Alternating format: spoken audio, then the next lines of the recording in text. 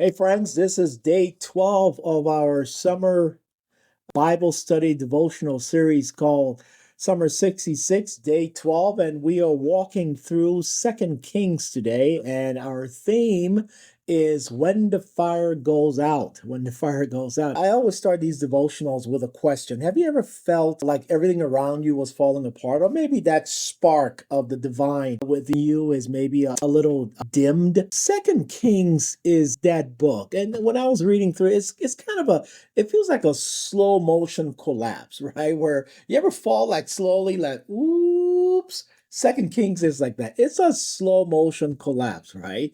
Kingdoms are crumbling, kings are rebelling, and eventually exile comes, right? Which is a recurring theme in the Bible, right? It's the prophets will warn, and then people will disobey, and then they'll get punished, they'll go into exile, they'll repent and turn to God, and then God restores them. Is this endless loop, right? So Second Kings though isn't hopeless. I just wanted to get that straight. It's honest. Even in judgment, God's heart is always mercy. So in First Kings, we talk about the prophet Elijah.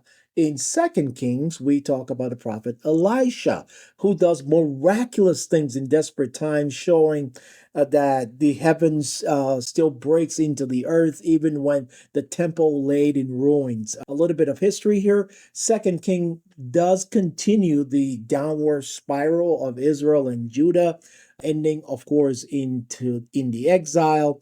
And despite all the miraculous intervention through the prophets, the likes of Elisha and others, both kingdoms, both northern and southern kingdoms, do go into exile. The northern kingdom in 722 BC to the Assyrians, and the southern kingdom, which is Judah, in 586 BC.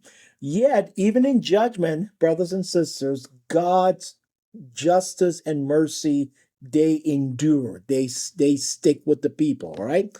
A couple of verses, if you're looking for a verse to remember through Second Kings, the Lord warned Israel, but they would not listen. It always just that it's the Lord warned Israel, but they would not listen. And theological depth here.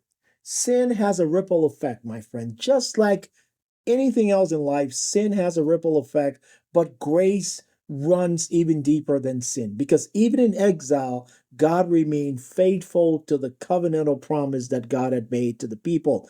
And judgment is never God's final word. That's what I want you to remember.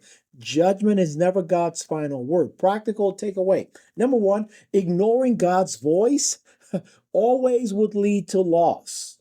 You don't want to ignore God's voice. Number two, God's miracles often come in unexpected places, and I would add messy places. Number three, even in exile, God is preparing for a return. God is preparing you for a return, just like He prepared His people for a return. All right. So, closing thought: when everything collapses, God remains. Exile doesn't mean God has abandoned you. It just means that maybe you're going through a time of correction. Even in the ashes of failure, God sows seeds of return. Promises are not extinguished, they are refined during this process. It doesn't matter what you're going through today. I want you to know, just like God had His people back in biblical times, God's got you. We'll see you back here tomorrow. Bye bye.